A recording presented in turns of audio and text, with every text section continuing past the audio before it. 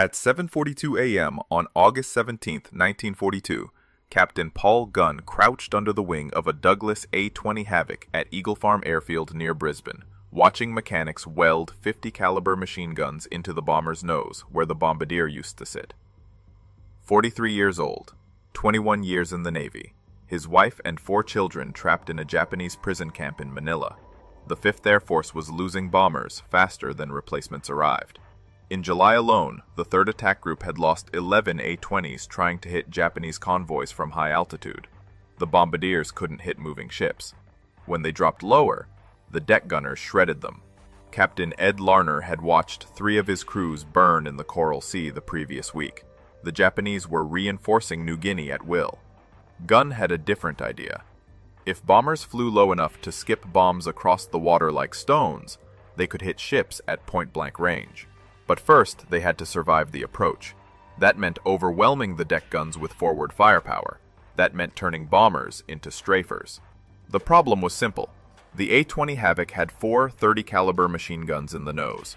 30 caliber rounds bounced off ship armor like hail.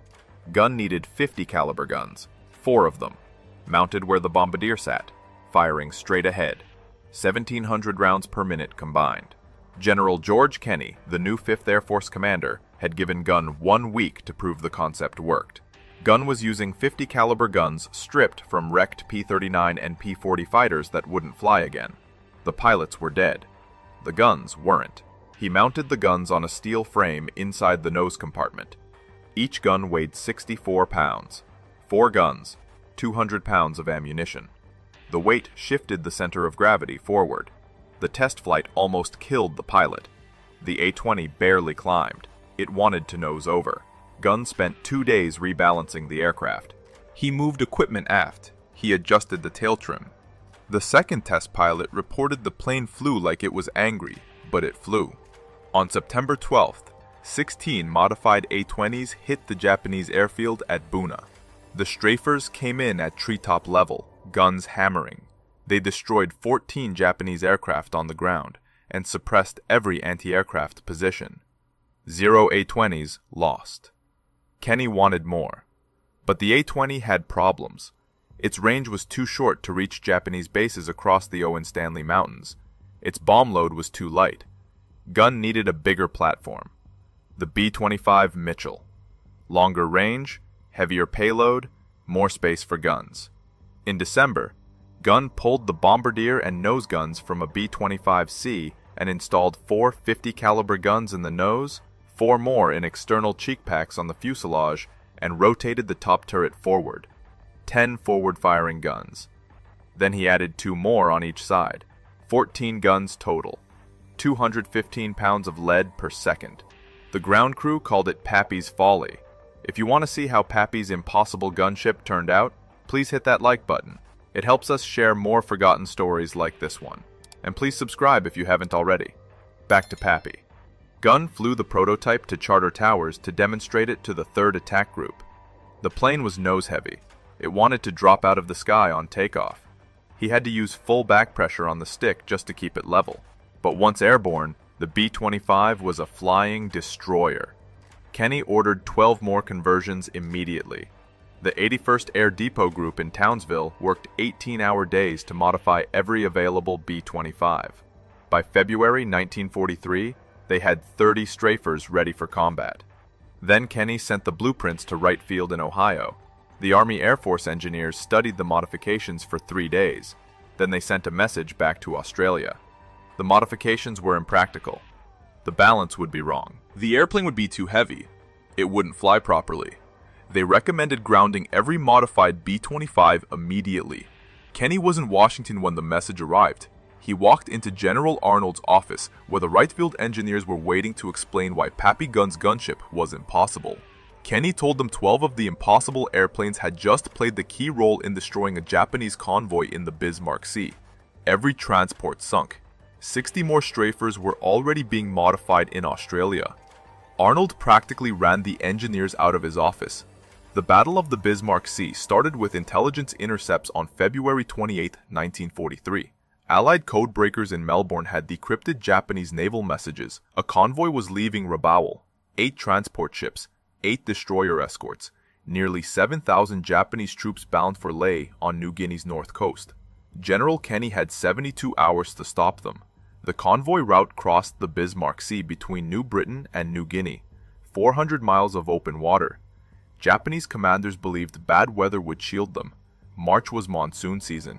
Low clouds, heavy rain, poor visibility. Allied bombers couldn't hit what they couldn't see. They were right about the weather. They were wrong about the bombers. On March 2nd, reconnaissance aircraft spotted the convoy steaming south through the Vitiaz Strait. B-17 flying fortresses attacked from 15,000 feet through cloud breaks. They dropped 137 bombs. They claimed multiple hits. Post-battle analysis showed they sank nothing. High-altitude bombing against moving ships didn't work. The Japanese convoy kept coming. That night, the ships scattered. The transports hugged the New Guinea coast. The destroyers formed the screen. Japanese commanders thought they'd reach Lae by dawn on March 4th. They'd unload the troops under fighter cover. The war in New Guinea would turn in Japan's favor. They had no idea what was coming at first light. Captain Ed Larner briefed the 92nd Bomb Squadron at Port Moresby on the evening of March 2nd. 12 B-25 strafers, 30 modified A-20 Havocs, Royal Australian Air Force Beaufighters for top cover, P-38 Lightnings to handle Japanese Zeros. The strafers would attack at masthead height, 50 feet above the water. Gun range? Point blank. The plan was simple. Overwhelm the deck guns with concentrated firepower. Skip bomb the ships while they were stunned. Get out before the Zeros arrived. Larner had flown one practice mission using this tactic. One. His navigator asked what happened if the strafer took fire in the approach. Larner said they'd find out tomorrow. The briefing ended at 2200 hours. Nobody slept. At 0630 on March 3rd, the strike force assembled over Cape Ward Hunt, 137 aircraft. B-17s would attack first from altitude to draw the defensive fire high. Then the strafers would come in low. The Japanese convoy was 70 miles northwest of Lae when the B-17s arrived. The heavy bombers attacked through scattered clouds. The transports opened fire with every gun. The sky filled with black puffs. One B-17 took flak damage and turned back. The rest pressed the attack. Then the strafers arrived. Larner led the B-25s in from the southeast at wavetop height. 14 forward-firing guns per aircraft, 168 guns total across 12 strafers. They came in line abreast, a wall of firepower 300 yards wide. The Japanese crews on the transport Kyokusei Maru saw them at 2 miles. The ship's captain ordered hard to starboard. Too late. The B-25s opened fire at 800 yards. The 50 caliber rounds walked across the water like a chainsaw. They hit the ship's superstructure, shredded the bridge, killed the anti-aircraft crews before they could traverse their guns. 3 B-25s dropped bombs at 100 yards. The first bomb skipped off the water, hit the hull below the waterline, detonated inside the engine room. The second bomb hit amidships. The third bomb missed. Kyokusei Maru was dead in the water 30 seconds after the strafers arrived, burning, listing to port. The ship would sink in 40 minutes. And that was just the first transport. The transport Teo Maru tried to run. The captain pushed the engines to full speed, 15 knots maximum. The B-25 strafers were doing 240 knots. The math was simple. 4 strafers bracketed Teo Maru from both sides. The 50 caliber streams converged on the deck. The anti-aircraft crews died at their guns. The bridge windows shattered. The ship's executive officer took 3 rounds through the chest. The captain lasted another 10 seconds before a burst cut him down. The strafers dropped 8 bombs total. 5 hit. The ship broke in half.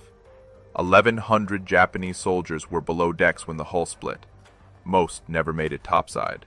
The transport sank in 6 minutes. Survivors jumped into the Bismarck Sea wearing full combat gear. The packs dragged them under. Australian Beaufighters strafed the decks of the destroyer Shikinami as it tried to screen the transports. The destroyer's anti-aircraft fire hit one Beaufighter. The Australian pilot kept coming. His forward guns raked the destroyer's deck from bow to stern. The Japanese gun crews went down. When the B-25 strafers arrived, Shikinami had no defense. 3 strafers attacked from different angles. The destroyer tried to turn into the attack. Too slow. Bombs hit port side, starboard side, and amidships. The destroyer didn't sink immediately, but it was finished. Dead in the water. Fires spreading. The crew abandoned ship 2 hours later. By 0900 hours on March 3rd, the Japanese convoy was scattered across 40 square miles of ocean. 5 transports sinking or burning. 2 destroyers crippled. The remaining ships tried to make for Leh. They didn't make it. The strafers returned at 1400 hours. Fresh bombs. Full ammunition loads. The Japanese had no fighter cover. The Zeros had landed at Leh to refuel. They were on the ground when the second wave arrived. The transport Io Maru took 12 bomb hits in the second attack. The ship's magazine detonated. The explosion was visible from Port Moresby 130 miles away. When the smoke cleared, there was nothing left. No wreckage, no survivors. 1,800 Japanese soldiers gone in 3 seconds. Captain Ed Larner's strafer came in low over the transport Oigawa Maru. His co-pilot counted 14 separate fires on the deck. Japanese soldiers were jumping overboard. The anti-aircraft guns were silent. Larner's bombardier released at point-blank range. 2 bombs, both hit. The transport settled by the stern and capsized. The modified A-20 Havocs hunted the crippled destroyers. The destroyer Asashio tried to rescue survivors from the water. 3 A-20s attacked from different directions. The destroyer's crew was focused on rescue operations. They never saw the strafers until the guns opened fire. Asashio took bomb hits on the forward deck and bridge. The destroyer burned through the night and sank at dawn on March 4th. By the evening of March 3rd, the entire Japanese convoy was destroyed. 8 transports sunk. 4 destroyers sunk. Of the nearly 7,000 Japanese troops that left Rabaul, fewer than 1,200 reached Leh. 2,700 were rescued and returned to Rabaul. The rest died in the Bismarck Sea. Allied losses: 4 aircraft, 1 B-17, 3 P-38s, 13 aircrew killed. General MacArthur called it one of the most complete and annihilating combats of all time. The Japanese never again attempted to reinforce New Guinea by convoy. The war in the Southwest Pacific had turned, and it turned because of Paul Gunn's impossible gunship. Back in Australia, the Wright Field engineers were drafting their formal report explaining why the B-25 modifications couldn't possibly work. Kenny sent a message to General Hap Arnold in Washington on March 5th. The subject line read, "Commerce Destroyer Modifications Approved for Production."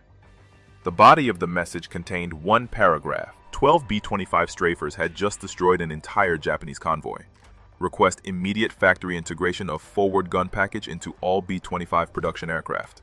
Arnold called North American Aviation's president, J.H. Dutch Kindleberger, that afternoon.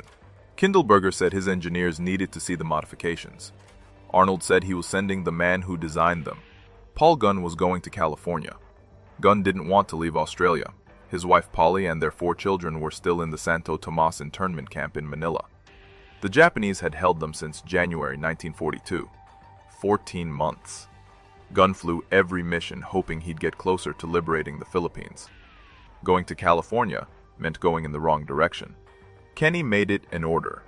The 5th Air Force needed factory-built strafers, hundreds of them.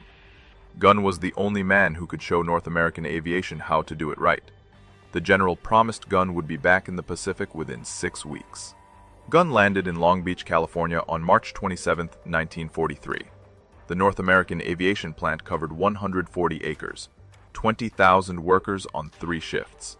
The assembly line produced 1 B-25 every 4 hours. The factory engineers studied Gunn's hand-drawn blueprints. They asked about stress calculations. Gunn said he didn't have any. They asked about wind tunnel testing.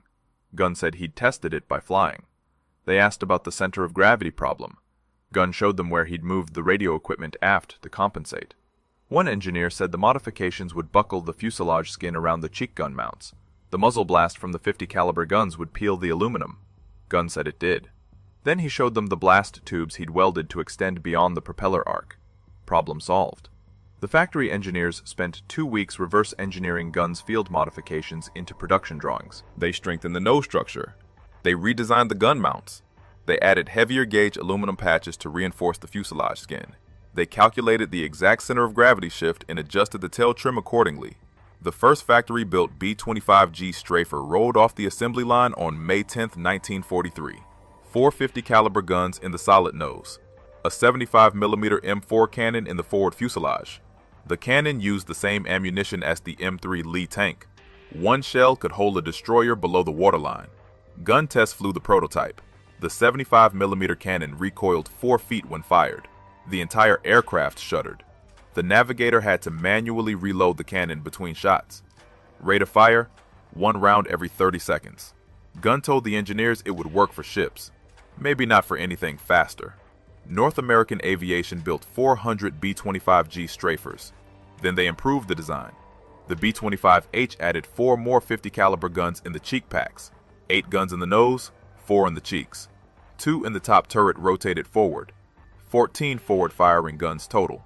The H model kept the 75mm cannon, but added a better recoil system. The navigator could reload faster.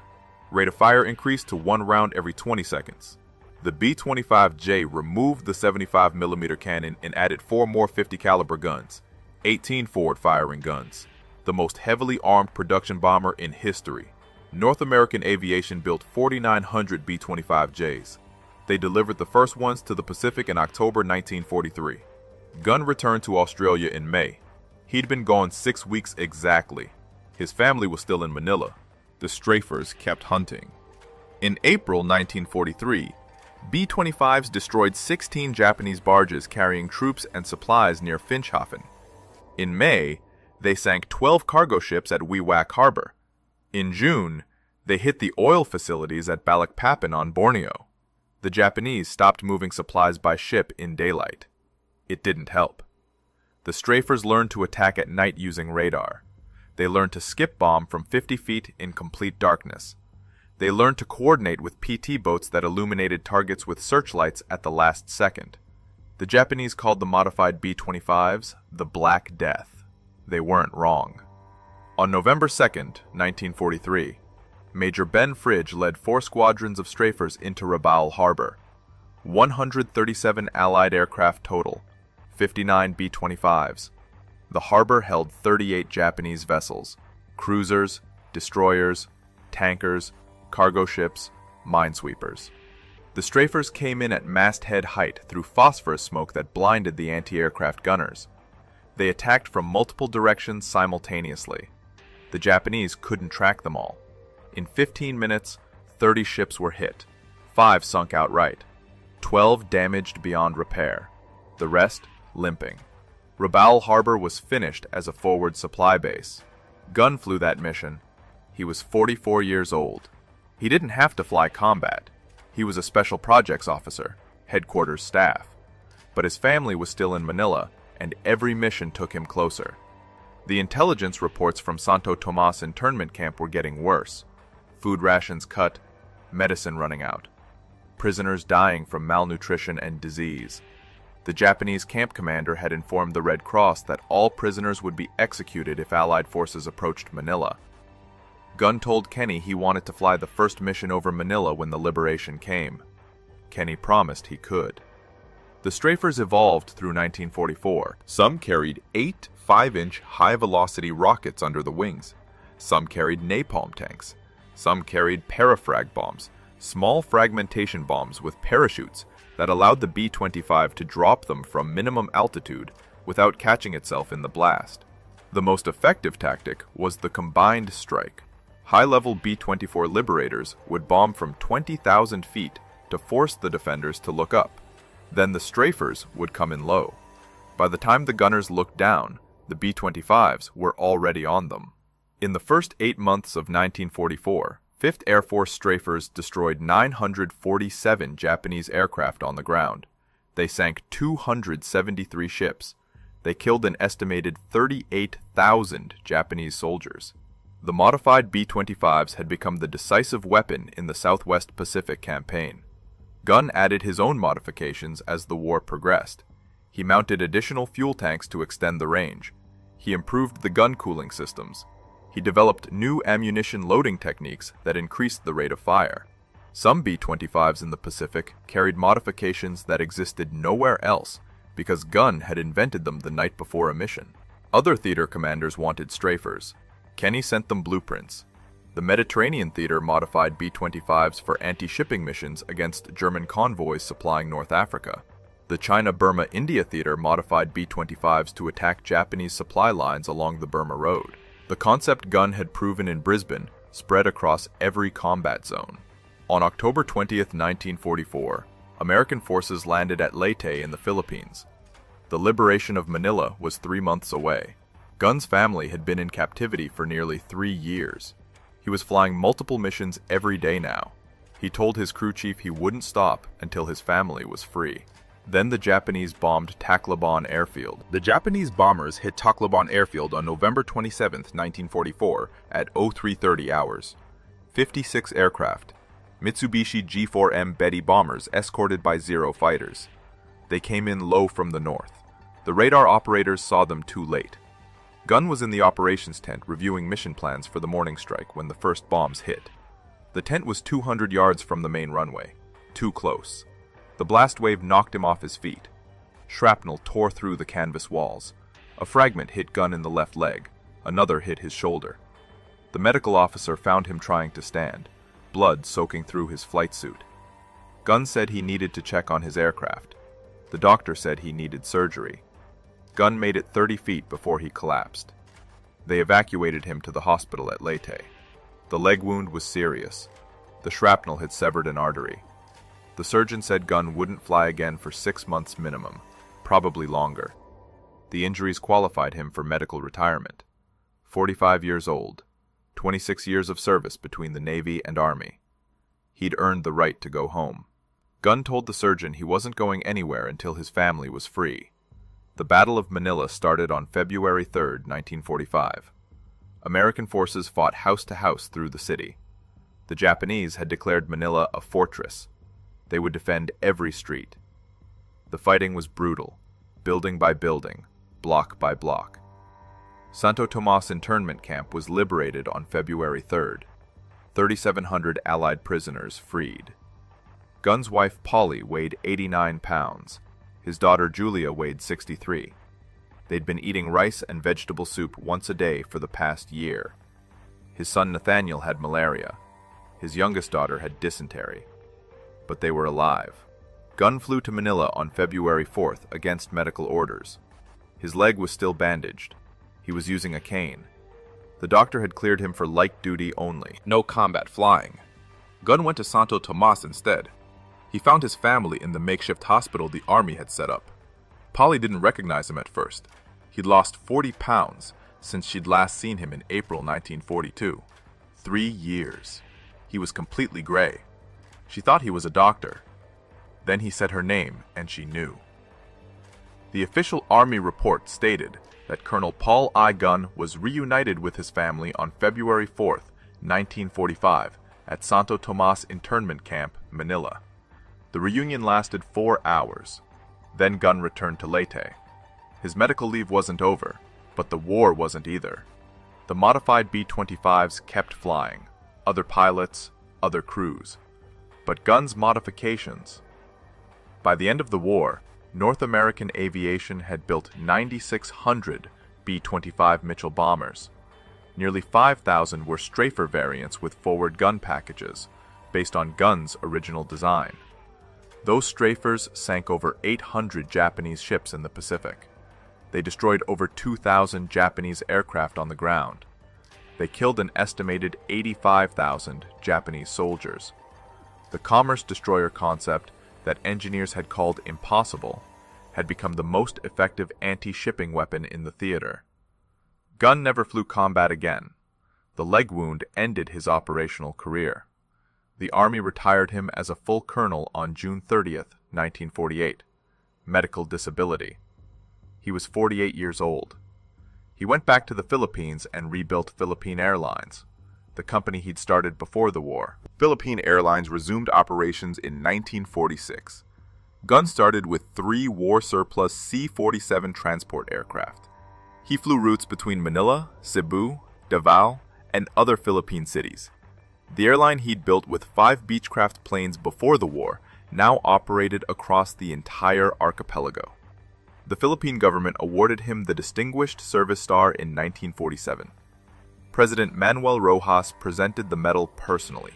The citation read, "For extraordinary heroism and exceptional service to the Republic of the Philippines during the Liberation Campaign." Colonel Gunn's innovative modifications to Allied aircraft directly contributed to the defeat of Japanese forces and the freedom of the Filipino people. The United States military had already decorated him. Distinguished Flying Cross with Oak Leaf Cluster, Silver Star, Legion of Merit, Air Medal, 9 Purple Hearts. The Distinguished Service Cross was recommended but never approved. Some officers believed Gunn's contributions were technical rather than tactical. They were wrong. General Kenny wrote in his memoir, "Pappy Gunn was the most valuable man in the 5th Air Force. His mechanical genius and combat innovations changed the course of the war in the Southwest Pacific. Without his strafer modifications, the Battle of the Bismarck Sea would have been a Japanese victory. Without Bismarck Sea, we would have lost New Guinea. Without New Guinea, the road to the Philippines would have been impossible." MacArthur agreed. In a classified letter to the War Department dated July 1945, MacArthur recommended Gunn for promotion to Brigadier General. The recommendation was denied. The Army Air Force was reducing force structure. Promotions were frozen. Gunn remained a colonel. He never complained. He'd gotten what he fought for. His family was free. The Philippines were liberated. The Japanese were defeated. That was enough. Philippine Airlines expanded through the late 1940s and early 1950s. Gunn acquired DC-3 aircraft, then DC-4s, then Convair 340s. The airline established routes to Hong Kong, Bangkok, Singapore. By 1956, PAL was flying to San Francisco. Gunn's small inter-island airline had become an international carrier. He flew constantly. Manila to Cebu, Cebu to Davao, Davao to Hong Kong. He couldn't stop. The war had taught him that movement meant survival. Standing still meant death. Some of his pilots said Gunn was still fighting, still outrunning something. Maybe the memory of Santo Tomas. Maybe the faces of the men who'd flown his modified aircraft and never came back. On October 10, 1957, Gunn chartered a Beechcraft Model 18 twin-engine plane. He was flying from Manila to Baguio. Routine trip, 140 miles north. Weather forecasts showed scattered thunderstorms over the Cordillera Mountains, but nothing severe. He filed his flight plan at 0800 hours. Departure time, 0930. Expected arrival, 1100 hours. The tower cleared him for takeoff at 0928. The weather deteriorated faster than forecast. By 10:30, the Cordillera Mountains were socked in. Heavy rain, low visibility, turbulence. The Beechcraft's radio went silent at 10:47. Search and rescue teams found the wreckage 3 days later on a mountainside near Baguio. The aircraft had flown into a storm cell. The pilots had tried to climb above it. The winds drove them into the ridge. Impact killed everyone instantly. Paul Irvin Gunn died on October 11, 1957. He was 57 years old, 58 in 1 week. The Philippine government gave him a state funeral. 6,000 people attended. American veterans, Philippine Airlines employees, former prisoners from Santo Tomas. General Kenny sent a wreath from the United States. The Manila Times published Gunn's obituary on October 12th. The headline read, "War Hero Dies in Plane Crash." The article mentioned his Distinguished Flying Cross, his role in the Battle of the Bismarck Sea, his liberation missions over the Philippines. But it couldn't capture what he'd actually done. The numbers told part of the story. 5,000 B-25 strafers built with his modifications, 800 Japanese ships sunk, 2,000 aircraft destroyed on the ground, 85,000 enemy soldiers killed. Those were the official statistics, but the real impact was different. The The strafer concept changed how air forces thought about bombers. Before Gunn, bombers dropped ordnance from altitude. After Gunn, bombers became multi-role weapons: strafing, skip bombing, close air support. The AC-130 gunship used in Vietnam was a direct descendant of Gunn's B-25 modifications. So was the A-10 Warthog. So was every modern attack aircraft with forward-firing guns. North American Aviation hired Gunn as a consulting engineer in 1948. He worked on the B-25 Tornado jet bomber. He advised on gun mounting systems. He designed forward-firing armament packages. The company paid him well. He gave most of the money to veteran organizations. His son Nathaniel joined the Air Force, flew B-52s in Vietnam, retired as a colonel, wrote a book about his father titled Pappy Gunn. The book was published in 1994. It sold 12,000 copies. Most people had never heard of Paul Gunn.